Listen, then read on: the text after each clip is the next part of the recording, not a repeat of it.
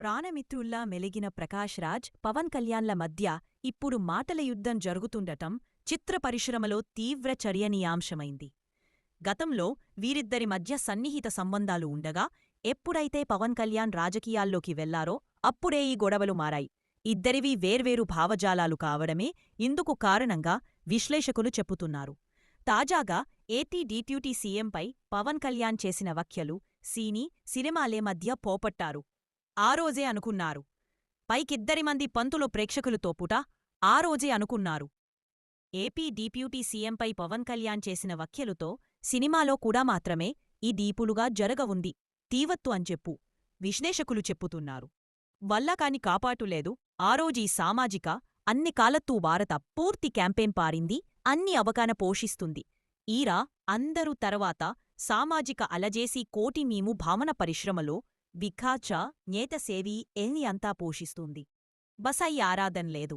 ఈ ప్రద్యేదోగవల్లో వైసీ గేంభూంటి మాట్లాట్టి చెంద నాకు అన్ని ములువకకుండా నోటిఫికేషన్ వ్యూభృత్వాన్పి నుండి ఇప్పుడు కోలపడాలి సినిమా పేపర్ని సంబంధం ఎల్లా ఉండగా ఈరోజు గొప్ప పొడం పెరిగిట్టి తీవత్తు అంచెప్పు ఈ డిప్యూటీ సీఎంపై పవన్ కళ్యాణ్గా అమ్యా భావజాలాలు కావడమే ఇందుకు కారణంగా ఆమితి పోపట్టారు.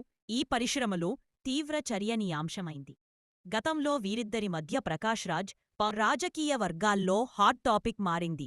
ప్రకాష్ రాజ్ తొలినుంచి లెఫ్ట్ భావజాలానికి దగ్గరగా ఉండేవారు. జర్నలిస్టులు, ఇతర మేధావులతో సమయం గడిపేవాడు. జర్నలిస్ట్, సామాజికవేత్త గౌరీ లంకేష్ సనాతనం ధర్మంపై పోరాటం, తిరుమలలో కల్తీ లడ్లు ఇలా ప్రతి విషయంలోనూ పవన్ కళ్యాణ్ వైఖరిని ఖండించారు. అంతేకాకుండా పవన్కు ఏం తెలియదని, ఆయన జర్నీ ముంబై లోకల్ ట్రైన్ ప్రయాణం లాంటిదని, మధ్యలోనే బీజేపీ దించేస్తుందని సంచలన వ్యాఖ్యలు చేశారు. ఇక ఇపువల గచ్చిబౌలి స్టేడియంలో జరిగిన సభలో పవన్ కళ్యాణ్ హిందీకి గట్టి మద్దతు తెలపడంపై ప్రకాష్ రాజ్ సీరియస్ అయ్యారు.